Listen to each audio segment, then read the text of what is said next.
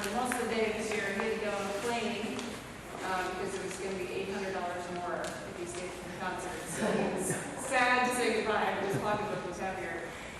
But we can send Ethan our good vibes as he flies away to Colorado. It was great to have him this year. He teaches at the Saturday school that Powers began running this year. And I also want to say thanks to our director, Gavin, who's right there in the back, for helping us put this together for a good year.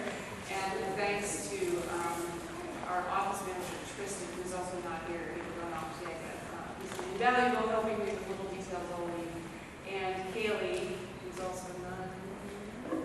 Kaylee, thank you, Kaylee, for helping me. There you are, hiding behind the iPad, helping me set up and put together the program. And thanks, Amy, for joining us this year on the Scottish